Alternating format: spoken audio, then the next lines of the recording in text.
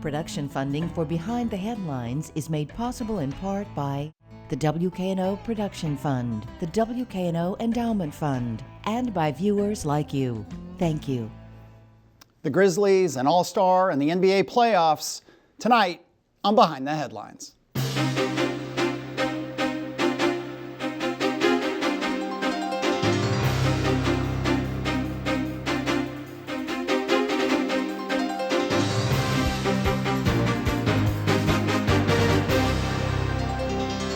I'm Eric Barnes with the Daily Memphian. Thanks for joining us. I am joined tonight by Jeff Calkins, sports writer, columnist for the Daily Memphian. Thanks for being here again. Good to be back, Eric. Chris Harrington is columnist, writes about the Grizzlies, writes about food, writes about arts, culture in the city, for all kinds of things for us. Chris, thanks for being here again. Thanks for having me. I did want to do a show. We don't do a lot of shows on sports. We've done a couple before, and I think you guys have participated in them. And we won't go into X's and O's and defensive plans and all that kind of stuff. But there is, it seems to me, and I hear it sort of as I talk to people, a thing happening with the Grizzlies right now. And as they are a very good team, they are kind of catching people's attention. You know, it seems like the casual fan who maybe loves the Grizzlies, but between COVID, between the end of grit and grind, the loss of the beloved players, just haven't tuned in, are suddenly tuning in, paying attention, and so on. Besides the fact, and we'll talk about they're winning a lot. We're taping this on Wednesday, and they may have lost a couple games by the time this airs, but the gist is they're doing well. Well, I'll start with you, Jeff. Why do you think that, again, does it feel, am I right, that it feels like the casual fan is tuning in and paying attention and sort of catching this now, and why? Yeah, I think it's unquestionably true. I think two things are happening. One is fans in Memphis are tuning back in. But then secondly, in a way that maybe has never happened before, really has not happened before, nationally, folks are tuning in. And largely it has to do with Ja Morant, one person, Ja Morant, who is the level of incandescent up-and-coming superstar that this franchise has never had. And so really he accounts for most of the local interest and most of the national interest. He's just an extraordinary, compelling player to watch who's a perfect fit for this town. And it's wonderful when you can watch someone like that become a superstar before your very eyes. Your take.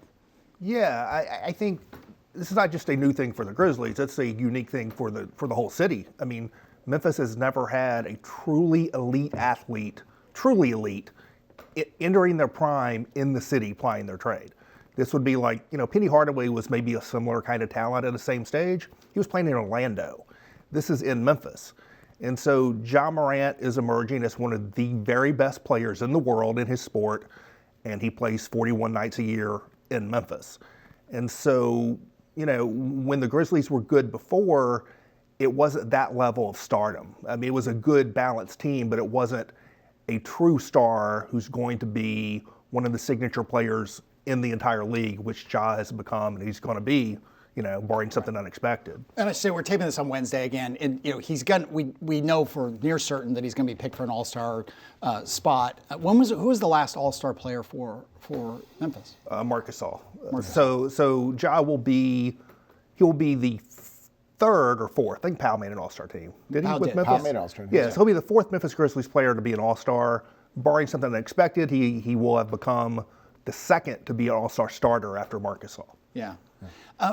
And it is funny when you think about, the Grit Grind era with, you mentioned Marc Gasol, you mentioned Zach Randolph. It was sort of that they were always the underdogs. I mean, Zach Randolph, whose jersey was recently retired, one of the more beloved players of that area, if not the most. People can argue about that.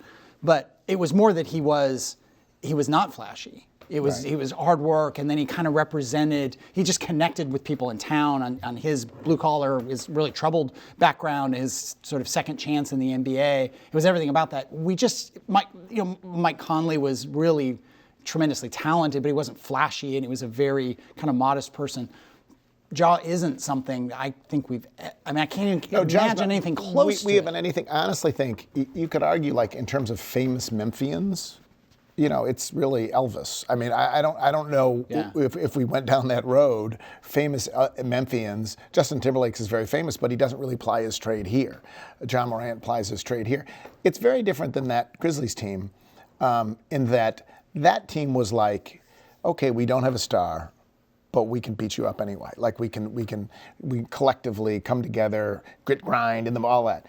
The interesting thing is Ja still has a lot of this underdog stuff to him. He was not highly recruited out of high school. He went to Murray State. He wasn't the first player drafted in when he came out. Zion Williamson was. He was the second player drafted. So he has sort of a lot of that chip on the shoulder stuff, and obviously plays it up, maybe even too much. Like he really embraces that. But then he has this incandescent level of stardom, creativity. You can't take your eyes off of him that no player with the Grizzlies has ever had. Well, I mean, all the best players in Grizzlies history until now have been big men. It was Pau Gasol, Zach Randolph, Marc Gasol. I love big men as a basketball fan, but a big man's game is less prone to excitement, to flash, than a guard's game. And Ja has this collection of attributes that is rare, and it's where superstardom comes from. It's when you're an elite athlete and you have an elite feel for the game and creativity, to Jeff's point, and you have an elite mindset, elite mentality. I mean, I don't want to overstate the case, but you think about guys like Michael Jordan, like Kobe Bryant, when you have that combination of athleticism and sort of that killer mentality, mental toughness, that combination is pretty rare. That's where superstars come from. And Ja Morant does have that combination. And for people who haven't watched, I mean, if you just Google, go to YouTube and do Ja Morant highlights or something like that and watch 3 minutes of highlights, it is surreal. Well, I mean, it's truly surreal. It's not just the athleticism. It's not just running fast and jumping high. It's that in combination with the creativity and the vision. But also there's this elasticity to his athleticism, this sort of bendy quality, this sort of the way he feels contact and his body can sort of shift in space. That's I think really captivating in particular. And the fact that, honestly, like Steph Curry is appealing because he's a little guy. It's part of it. Like you can sort of relate. Right. Steph Curry's a little guy doing magical things. Now, Ja does them in a very different way. He's not an elite shooter like Steph Curry. But really, if you think about what are the most entertaining things in basketball, the ability to throw passes that no one else could. Like, how did he even see that? And then the ability to dunk, which is something else he does extraordinarily well. So he has an explosiveness, a creativity. And then the other thing is that he's bringing the whole city along with him. Like, you can do this trip by yourself. I'm becoming a star. That's great. Or you can be a star who is of Memphis. And most critically, when he did this commercial for Nike, it's a commercial, and Chris has said this perfectly. It's a Memphis commercial. It really is. And so the wonderful thing is as he is doing this, he is bringing us all along and not like saying, yeah, I'm the star and I happen to be playing here. Right. He is a Memphis star, and the things are at this point almost inseparable. They also, I mean, it is the Ja show. I mean, it's a reason to talk so much about Ja for obvious reasons. But he was out for 10 games? Yeah. It hurt. And they won. The team is also good. The team is also really good. I mean, and they are kids. I mean, Ja Morant, I think he's younger than my son. I mean, they are kids. And there are a lot of, the oldest person on the team is 28 or something. The youngest person that matters is 20, oldest person that matters is 29. I think just the oldest guy is 29. Yeah. Steven Adams, the starting center. They are one of the youngest teams in the NBA. And according to their record, one of the best teams in the NBA. They have the third best record in the NBA with one of the youngest rosters. And those two things do not go together. It is extremely rare. When you look at the youngest teams in the NBA this season, you have like the 5 youngest teams, like 3 or 4 of them are among the worst teams in the league, and then you have the Grizzlies among the best. It is wildly irregular for that combination of youth and success to come together in basketball. And by some measures, the Grizzlies are the youngest sort of team to break through like this in a decade in the NBA. It's fun to watch them when you I'm a big sports fan. I accidentally wore all my Grizzlies blue today. Maybe it was subconscious. When they play against these teams that earlier in the season that should have been beating them, and they go down 10 points or 15 points. And one of the great things about it, and it does resonate in Memphis, is they kind of just don't give up. Now, I'm not saying they haven't given up a game and gotten really destroyed, but even without Ja, and when Ja was out for 10 games, it was kind of fascinating to watch. They kind of just know we're just going to come back on them. We're going to come back on the It's one of the gifts Warriors. of youth, honestly, is that in the league, famously, it's an 82-game season. So there are veteran teams that are playing for the playoffs that might decide in a second, we're not going to get this one. We're not going to come back. We're not going to, whatever. And the Grizzlies never seem to think that. And it's partly because they do have things to prove. Individually, they each have things to prove. Collectively, it feels like they think they have things to prove. And so that's part of it too. One of the interesting things has been, though, is that even as nationally, it just feels like people are starting to catch on to this. I think you put your finger on it too. It took a while for the city to catch up. This rebuild was so fast and so well done that the Grizzlies almost got good before Chris was noticing, and I was sort of noticing, but before Memphis noticed. And one of the things that's happening now, and maybe some of it's that resilience that you talk about, is that Memphis is noticing. And that took a little bit. Yeah. Their real breakthrough, because they started 9-10 this season. They had a losing record, 19 games in the season. And they really had a breakthrough around before Christmas, leading up to there. They went on a road trip and they won 4 games on the road that were all sort of like surprising wins. And that's when the nation noticed. And because that breakthrough happened on the road, they came home to a different sense of the arena. The crowds got bigger, the energy got bigger, because people saw it happen on the road. It was almost like a Hail the Conquering Hero, return home. And I feel like not only did the team shift into a higher gear, the city shifted into a higher gear in terms of its reception of the team. But this breakthrough, and they did make the playoffs last season, so it's not totally out of nowhere. But it also, this reemergence happened amid COVID and amid not a lot of fans in the building last year. And so I think that probably also has a factor in terms of, the slight delay in terms of people coming around to it. Yeah, and last year was so weird, right? And the year before was the bubble. They finished. I mean, it all blurs together because it's COVID. But they finished the 2020 season in the bubble, and then last year it's just all been so odd. I went to the game, the last game of last season. It was the first time I'd been in the arena, in I don't know how long, a year plus. And it was the totally meaningless game. It doesn't matter because they were already in the playoffs. They were stuck in their seats, so they just played and there were 19 of us in the FedEx. It felt like in the FedEx Forum, all masked. Drinking a beer. You could pull your mask down to drink a beer. And I remember I kind of forgot. And I am one of 19 people in this giant section. And the attendant was like, "You gotta put your mask on," which is right. I'm not fighting that. But it was such a surreal experience to be in the arena. It wasn't a lot of fun, frankly, because it's so quiet and all that. I think that also threw people off. It's been bringing people back. It's no different than movie theaters or going back to church or going back, whatever public thing you used to do. People have been a little slow to come back. They've been a little bit. They got out of the habit, whatever the reasons are, and so there has to be a reason to come back. And Ja has become the reason to come back. That it feels very much in the arena now. Like a blast. It's they dropped their mask requirement for good or for ill, whatever you think. They dropped their vaccination requirement, and so it feels like the old days in the arena. Yeah. Another comparison. Well, let me go to the national attention. I think both you guys, Drew Hill, who also covers Grizzlies for us, I saw him at the office recently, and he was talking about getting calls from other, podcasts from other markets. I think you just you mentioned a ESPN podcast. What's that conversation like, from the outside looking in? I think it depends on who the media is, right? I mean, the podcast I did was a pretty intense, NBA nerd kind of podcast. That's not someone who just Ja's a star. We spent half the time not talking about Ja Morant. I think Ja in particular has made them a daily conversation topic. I know in the mornings I get in the car with my daughter to take her to school, and my radio is always on the station Jeff's show is on. But it's a national show in the morning before Jeff comes on. And it feels like half the time lately when I turn on the car, they're talking about the Memphis Grizzlies, and this is a national ESPN radio show.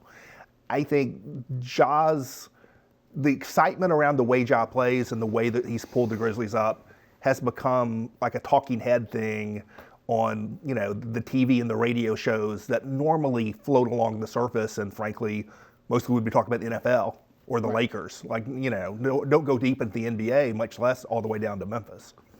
No, that's exactly right. Is that national shows talk about the NFL, and for them to talk about the NBA, there's either some famous person connected with it, LeBron, or like one of the topics the other day on ESPN as Chris was driving into whatever it was, will Ja Morant win multiple NBA championships in Memphis? Like that, they need talking points. Well, that's a heck of a talking point. Like start with one. Will he win a championship? But they went right to, will Memphis and Ja Morant will win multiple championships? And they spend time debating it the way that shout shows do. But that's because of Ja Morant, Memphis has crashed into that part. That Memphis is now a talking point. Memphis is a debate point, and has sort of made it in a way that the Grit Grind Grizzlies never were. Never were, unless they were in the playoff. Even when they were in the playoffs, they were. It is also, well, you had to mention them because they were in the play. I mean, like yes, they although won they or were they mentioned, lost, right? they were mentioned, but, but they were never the focus. Celebrated. But to the point that you brought up earlier, it is because of Ja, but it's also because the team is good. And the team is not good just because of Ja Morant. To your point, they went 10-2 when he was sitting on the bench. And he could be doing what he's doing. If he were doing it on a team that was 12th in the West and not 3rd in the West, it would not get that level of attention. It is doing this with a star of this emerging magnitude within the context of winning. And that winning has to do with a lot more than Ja Morant. Right. I get you talked about rebuilding, and teams when they rebuild in the way, and this happens to some degree in most all sports. They go through a period of time. They maybe trade the stars either move on because they retire, because they get a bigger contract, whatever reason. The team almost has to lose for a while to kind of let the young people play, build up some draft picks. Sometimes that can go on for a decade. I mean, there are teams we've been that incredibly just lucky. We've been don't come incredibly lucky. back. We've been incredibly lucky. If you look at the fans in Minnesota or the fans in Orlando or the fans in Sacramento, they've been just wandering in the desert for years. I hope people appreciate it. We reached the end of the Core 4 era, and then the same year where they finally decided to trade Marc Gasol. They finally gave up the ghost. They decided to trade Marc Gasol. They decided to trade Mike Conley, one in the middle of the season, one at the end of the season. That was the season when they look up and luck into Ja Morant with the number 2 pick in the draft. Now, they've done a lot of smart things, inquiring other players, even a couple before that. But for them to immediately be able to reload in the course of one offseason with this superstar is an incredible stroke of good fortune, and then they've done a brilliant job. And so Memphis really hasn't suffered. We had one. No, because there were some bad years on the end of that. There were some bad years on the end of that. Really, NBA franchises is like a roller coaster, to your point. There's generally an up and down. Only if you're the Lakers, you assume you can never have a down, right? And so you had the down when they started, and then the up of the Hubie Brown era, Pau Gasol era, and then you went down, and then the up of the Grit and Grind, and then you went down, and now you're back up again. The 2 downs were both 3 or 4 years at most, and it was less than that this time around. To Jeff's point, we have not had the long droughts of bad basketball that you see in a lot of cities around the NBA. And with this one, when they traded Marc Gasol, it was for sort of a hodgepodge of players, one of whom was this backup point guard, not worth mentioning here, a guy people would know. And I thought, well, he'd be a good bridge to whatever's next. There was no bridge. They went straight from Mike Conley to Ja Morant without anyone in between. And to go immediately from your leading scorer in franchise history to a player who's now on a rocket booster trajectory to be the best player in franchise history with nothing in between, it is really quite fortunate that happened for Memphis. The other thing about NBA, is that it is better than other leagues, it seems to me, but you guys know better than me, you can correct me. Small market teams win. They can win. It isn't just super teams. It's an interesting question, though, is that the NBA used to have, there was this idea that the NBA liked being in single franchise markets. So it was a different commissioner. It was a different commissioner. And so they were in Utah, and they were in Sacramento, and they were in Portland, Milwaukee. And they were in Memphis, and they were in places where there was not another team. That really has shifted. And the truth of the matter is, in the NFL, no one cared that it was the Bills and the Chiefs, small market Buffalo. No one even talks about it.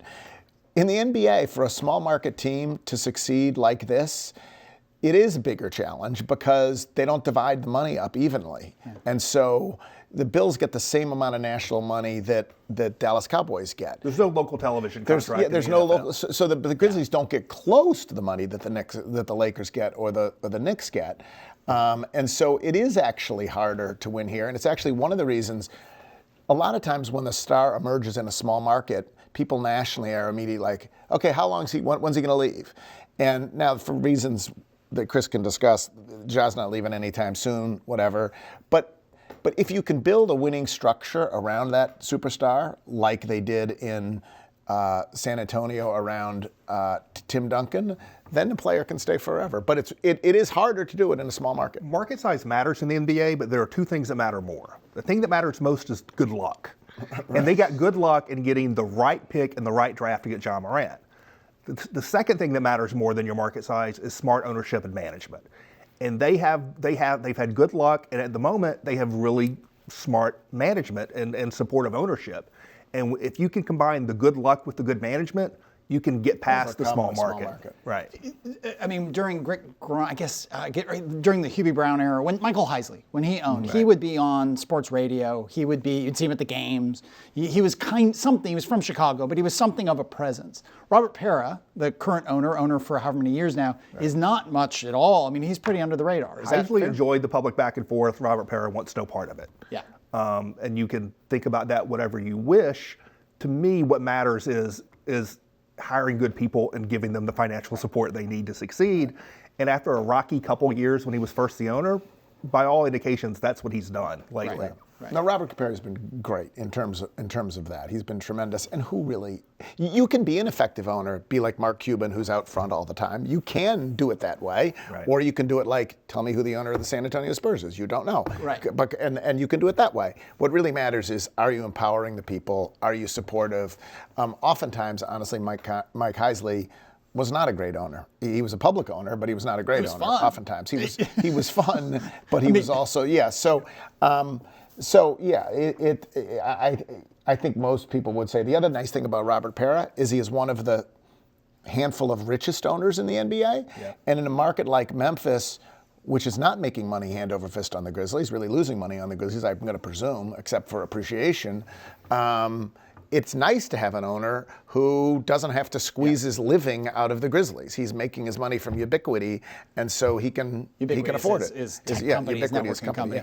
Yeah. He's one of the richest owners in the league. Was not when he started, but he is now. 4 or 5 minutes left. That always, you talk about the franchises, you talk about ownership. There is always this fear that the team's going to move. There's just always this sort of, among the casual fan, but not how long can they hang on to Ja, but how long can they hang on to the team? This fear existed when they moved here.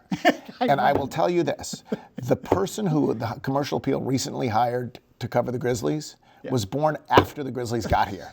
He was born after, that's how long, they've been here 25 years. Yeah. Right. Sure, it's a small market, you never know. But the truth of the matter is that it's been an overblown fear for forever. There are issues with the lease right now that I've written about, and there's probably going to be public money. There is going to be public money kicked in, and that might make people uncomfortable. It's the way of the world in pro sports, like it or not. But I would say don't fret. Yeah. Same take. Tired? Are you? You do sports radio as well. Are you tired of the question or tired of the comment? Well, I think the question changes over time because the nature of the contractual relationship between a team and a city changes. Jeff's been the one reporting on the lease stuff, so I've stayed out of it. So I can't really add. Well, here's the truth. It's actually, the lease goes through 2029. And that was true when, it's been that for a long time. So I said there's actually more pressure points coming up now than for the last 2 decades when people have been saying they're going to move, when there was no chance they were going to move. Now there are some things that are going to be interesting that will happen and some things. So, because we're 2022, which is close to 2029, closer to 2029. That's why I was reluctant to hand wave it, because it's actually more of an issue now than it's ever been before. Right. I suspect the team will use its leverage to get a better lease agreement relative to the Grizzlies than they had in the previous lease. A lot of people thought the previous lease was a bad deal for Memphis. It was relative to pro sports arena deals. It was a good deal for the city. It's kind of crazy. I suspect the Grizzlies will use their leverage to negotiate a new lease that will be better relative to their interest than the one they But had more in before. line with what is typical in the last 25 And they, I mean, and they you already know. are. They're already going to get money because they're going to start getting some public money kicked in very soon. So yeah, it's not nothing, and it is oddly enough more of an issue now than it was 15 years ago when people were first asking about it. Right. But a little maybe the next show. Okay, and with just a minute left, we are not, and ideally we'd be talking about basketball, and we were talking about the Tigers. Also, we're not, because the Tigers basketball, which was looked to be this great recruiting class and a great team this year, is not doing well. I do want to ask, and I talked to you before this, Penny Hardaway, coach of the Tigers, got really mad at you, or either at you or in your direction. He was mad. He was triggered by my question. There's no question. It was my question. I think he wasn't just mad at me. He was mad at being questioned. The question was actually, it was in the wake of another loss. It was, have you ever lost faith in your ability to turn this around? It wasn't, why do you think you should keep this job or anything? It was just like, what's your degree of confidence you can still do it given the struggles? I didn't think it was a hard, people have said, I'm glad you're asking the hard question. It was a softball question. He just was mad. And we've all snapped before. He snapped, and that's it. The real struggle, that won't determine anything about what's going to happen next. The real problem is that they're not winning. Yeah. All right. Thank you both. Appreciate it. Thank you. And thank you for joining us. Join us again next week. If you missed any of the show today, you can get it at WKNO.org. You can go to YouTube and search Behind the Headlines, or you can get the podcast of the show on the Daily Memphian site, iTunes, Spotify, or wherever you get your podcasts. Thanks. We'll see you next week.